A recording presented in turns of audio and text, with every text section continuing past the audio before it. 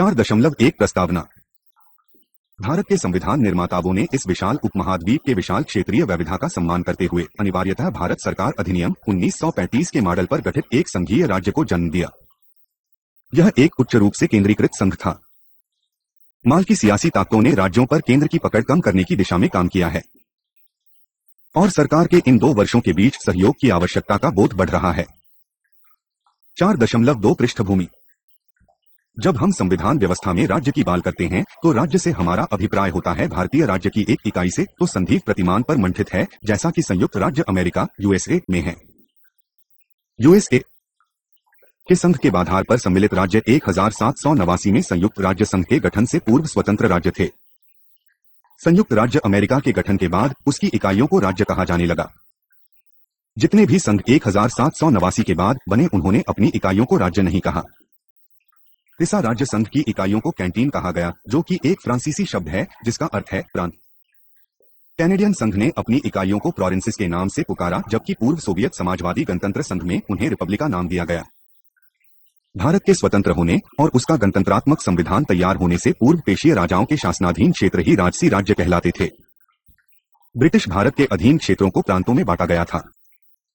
भारत के संविधान ने दर्जे का यह भेद समाप्त कर दिया और भारत को 4 प्रकार के राज्यों में संगठित किया है, बी, सी और डी।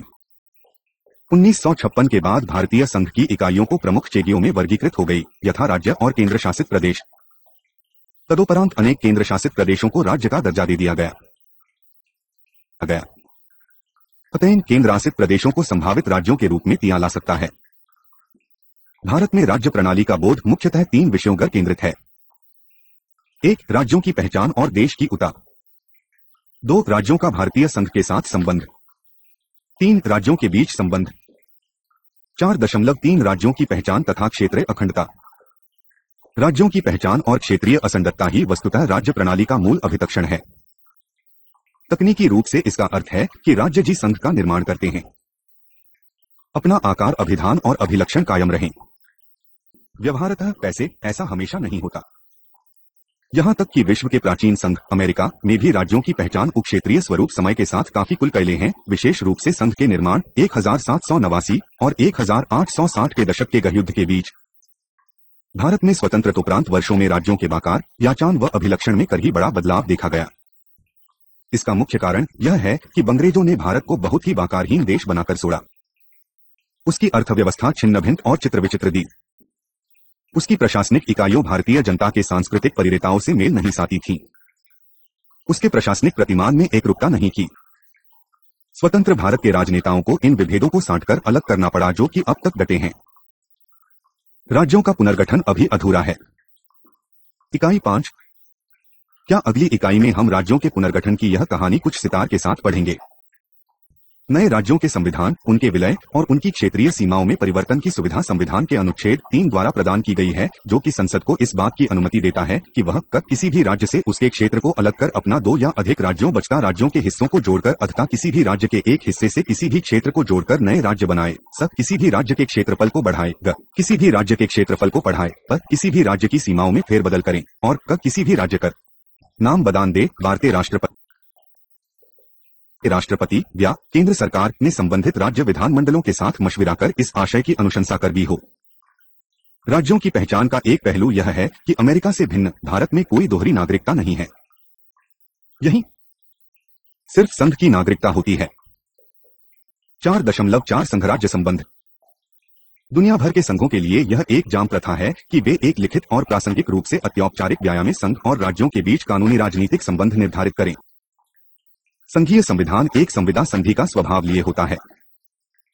उसकी शर्तों में फेरबदल संघ के साथ साथ सभी अथवा बड़ी संख्या में राज्यों की सहमति के बगैर नहीं किया जा सकता।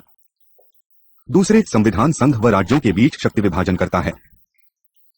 तीसरे, इस शक्ति विभाजन पर एक न्यायतंत्र नजर रखता है। भारतीय संविधान इस शक्ति विभाजन को अनुच्छेद 246 के तहत 7वीं अनुसूची में निर्धारित करता है। मोटे तौर पर एक एकीकृत प्रशासन को चलाने के लिए आवश्यक बातों और राज्यों के आम हित संबंधी क्षेत्रों को संघ सूची 1 में स्थान दिया गया है और राज्य के विशेष हित संबंधी बातें राज्य सूची 2 में दी गई है।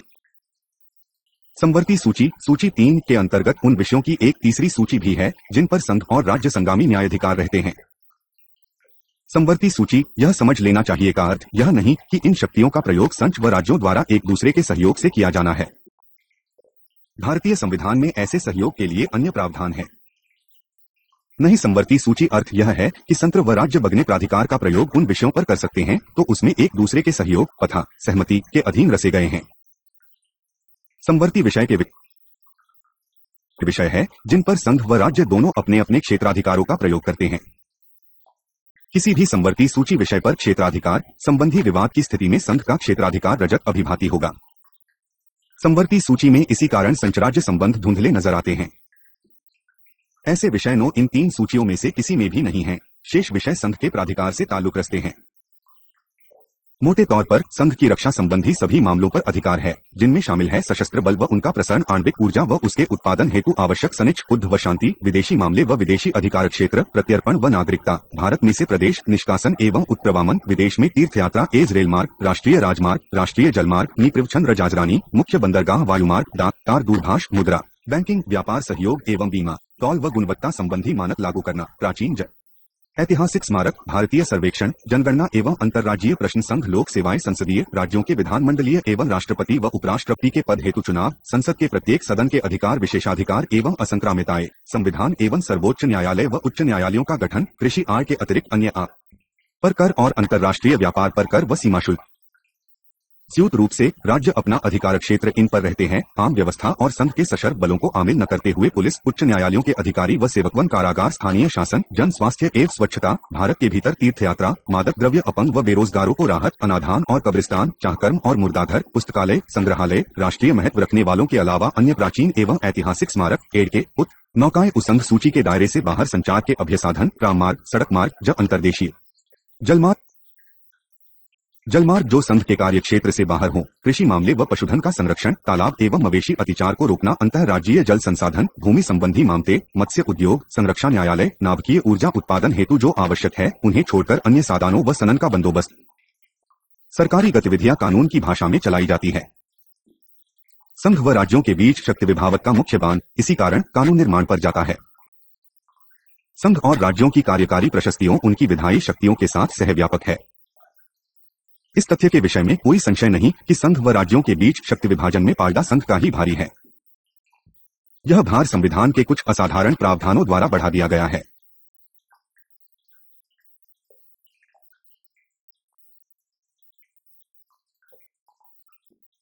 संसद के अनुच्छेद 249 के अनुसार संसद किसी भी विषय पर कानून बना सकती है यदि उच्च सदन राज्यसभा बहुतिहाई बहुमत से उक्त विषय की एक राष्ट्रीय महत्व का विषय घोषित कर है।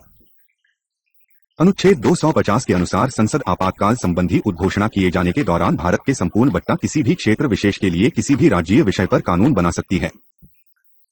अनुच्छेद 252 के अनुसार संसद को अथवा अधिक राज्यों के लिए एक राज्यीय विषय पर कानून बना सकती है यदि विधानमंडल इसको वांछनीय समझते हो।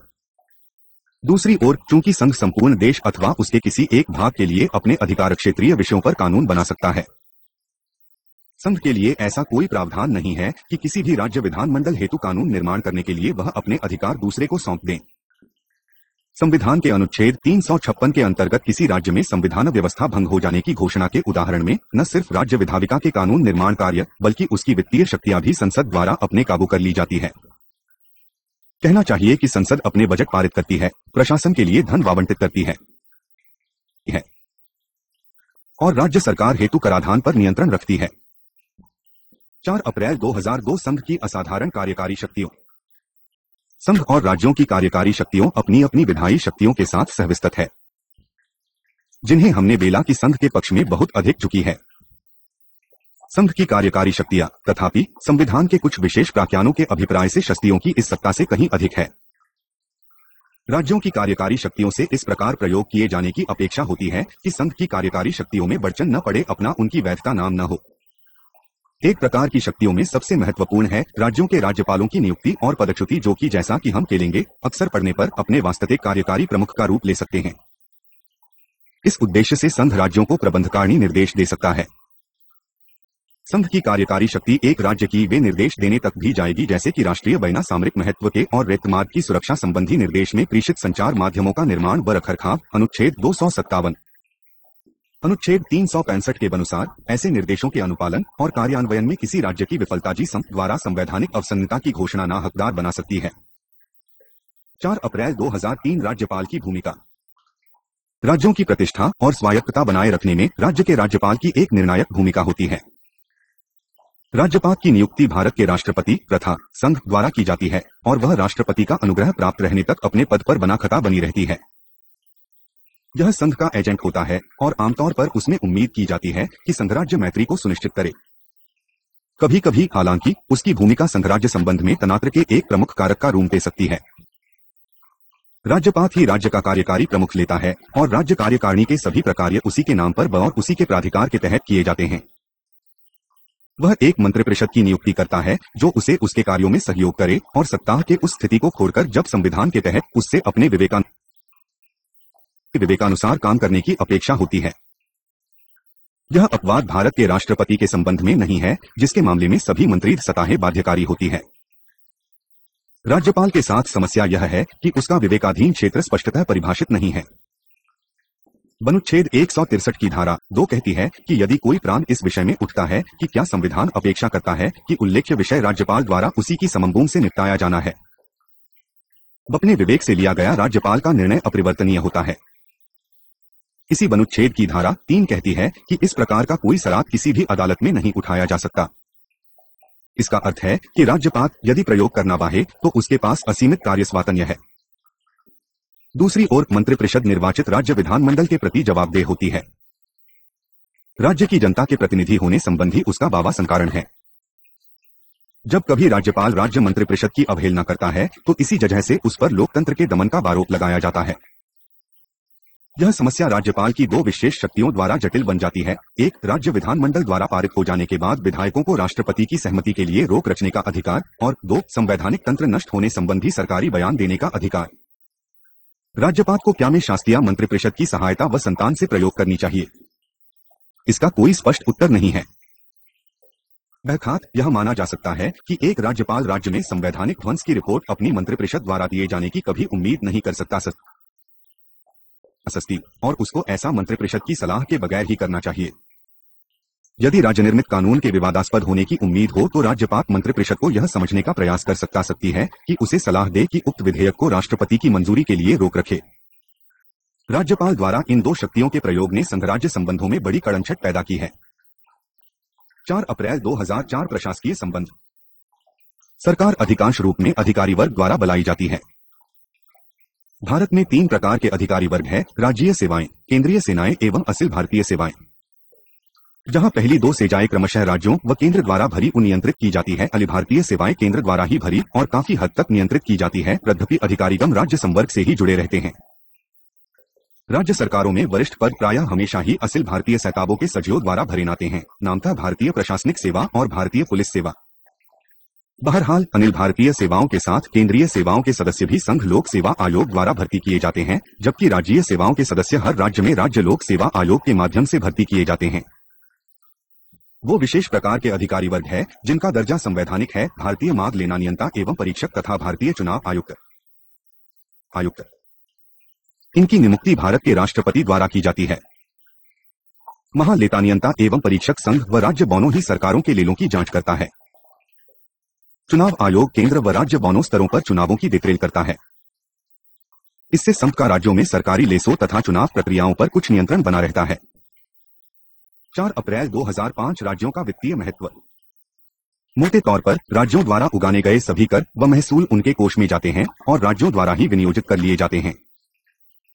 जैसा कि संघ सूची में उल्लेख है, इनमें औषधीय एवं प्रसाधन सामग्रियों पर रेले मुद्रांक शुल्क व ऐसे उत्पादन शुल्क शामिल है जो कि लगाए तो संघ द्वारा जाते हैं, परंतु संग्रह एवं विनियोजन उन राज्यों द्वारा ही किया जाता है जहां ने लगाए जाते हैं। अनुच्छेद 268। संघ सूची में उल्लिखित मयों से संघ द्वारा उमाओ गए राजस्व एवं कर तथापि 2 तरीकों से विनियोजित किए जाते हैं: माल के रूप विक्रय पर कर तथा अंतर्राज्यीय प्रवृत्ति के अलवार के अलावा अन्य सामान के परिणत माल पर कर संघ द्वारा लगाए व उगाहे जाते हैं, परंतु उन राज्यों को ही सौंप दिए जाते हैं जहां वे उड़ाले अपवर जब तक वित्त आयोग जाते हैं और संभय द्वारा लागू सिद्धांतों के अनुसार उन राज्यों के बीच ही वितरित कर दिए जाते हैं। अनुच्छेद 269। मंग सूची के तहत अन्य सभी कर न मानसूत संघ द्वारा ही लगाए व उसने जाते हैं और वित्त आयोग गठित न है। राष्ट्रपति द्वारा निर्धारित रीति अनुसार संघ व राज्यों के बीच बांट दिए जाते हैं। अनुच्छेद 270।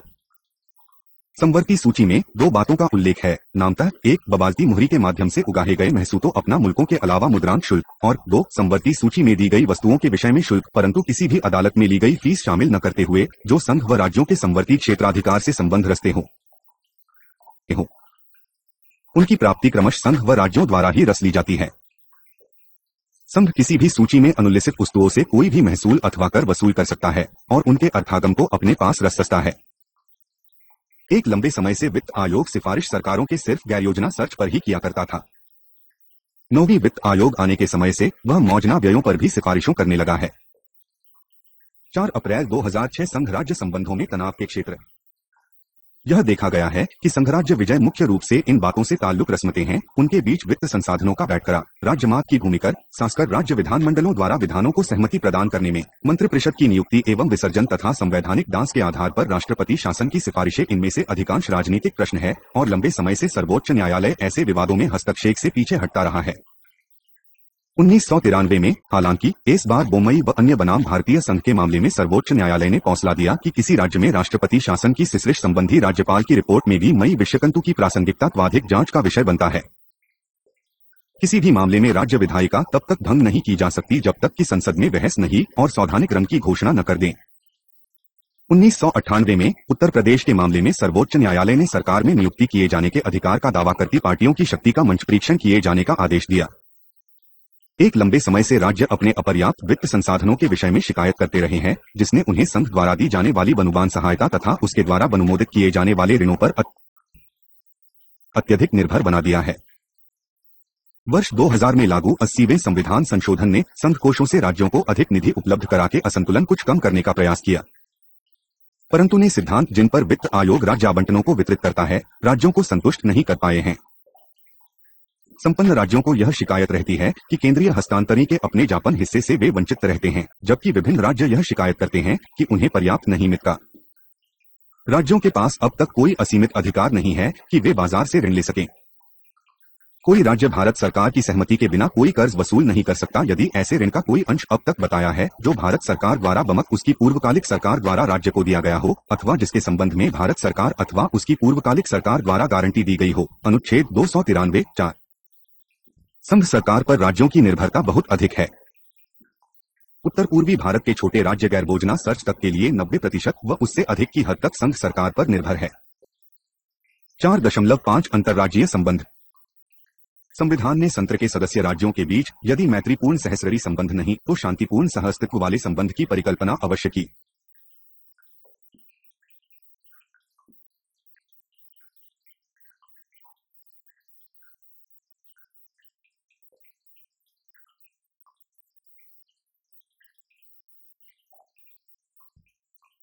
यदि संघ और किसी राज्य या राज्यों के किसी समूह अथवा एक और संघ व किसी राज्य या राज्यों के निसी समूह और दूसरी और एक या अधिक राज्यों के बीच अथवा 2 या अधिक राज्यों के बीच कोई विवाद सड़ा होता है तो निर्णयादेश हेतु अपने अधिकार क्षेत्र के अंतर्गत सर्वोच्च न्यायालय का दरवाजा सहलटाया जा सकता है। अनुच्छेद 131।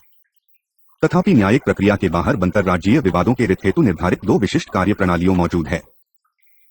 1. संसद कानूनन जलाशयों बंधना किसी अंतर्राज्यीय नहीं या नदी घाटी के प्रयोग, वितरण या नियंत्रण के संबंध में किसी विवाद अथवा शिकायत संबंधी निर्मधावेश हेतु व्यवस्था दे सकती है। अनुच्छेद 262। 2. यदि किसी भी समय राष्ट्रपति को यह लगता है कि 4 ऐसे विवादों की पूछताछ करने व उन पर परामर्श देने के राज्यों के बीच पैदा हुए कि कब उन विषयों की जांच पड़ताल व उन पर चर्चा करने जिनमें सभी न कुछ राज्य अथवा संघ एक या अधिक राज्य एक सर्वमान्य हित रस्ते ही सब किसी भी विषय पर सिफारिशों करने साथ कर उस विषय के संबंध में जिससे नीति व कार्रवाई के बेहतर समन्वय हेतु सिफारिशें करने संबंधी वावित्व भारी वाली एक परिषद की स्थापना द्वारा जनहित में मदद मिलेगी। राष्ट्रपति के लिए यह विधिसंगत होगा कि आदेश देकर इस प्रकार की परिषद स्थापित करे और उसके द्वारा निगमावित किए जाने वाले कर्तव्यों की प्रकृति तथा उसके संगठन व प्रक्रिया को परिभाषित करे। अनुच्छेद 263। अंतर्राज्यीय परिषद ने संविधान के अनुच्छेद 356 के तहत किसी राज्य में संवैधानिक वंश पीषित करने संबंधी संघ के अधिकार पर नियंत्रण रखने की वांछनीयता पर चर्चा की है और संविधान में संशोधन के माध्यम से इस अधिकार पर प्रतिबंध की सिफारिश की है। संघ के पास अंतर्राज्यीय नदी विवादों को निपटाने के लिए अवात्तेक विनाक बनाने का अधिकार है और वह कानूनन इस विषय में किसी भी अदालत के क्षेत्राधिकार की वर्जित कर सकती है। विगत समय ऐसी अदालतें पूरी तरह सफल नहीं रही हैं क्योंकि उनके पास अपना फैसला लागू करने के लिए न्यायिक अधिकार नहीं होता। दूसरी ओर नदी जान विवाद अधिनियम 1956 के तहत सर्वोच्च न्यायालय केंद्र सरकार को निर्देश दे सकता है कि वह अपना वैधानिक दायित्व पूरा करे। अंतर्राज्यीय विवाद का सबसे कठिन विषय है ऐतिहासिक व सांस्कृतिक कारकों से पैदा होने वाले राज्यों के बीच सीमा विवाद। मौके व मौके ऐसे विवादों ने हिंसा की और प्रंत किया है, जैसे कर्नाटक व महाराष्ट्र के बीच विवाद।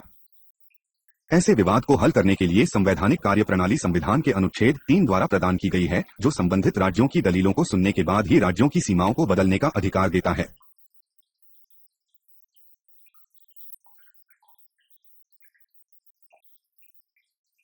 संसद ऐसी दलीलों का सम्मान करने को बाध्य नहीं है, परंतु उनका अनादर राजनीतिक रूप से वित्तीकारक हो सकता है।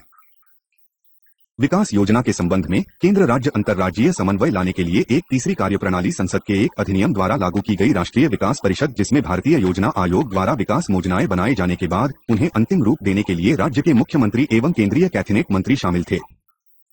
4.6 राजनीति और राज्याधिकार।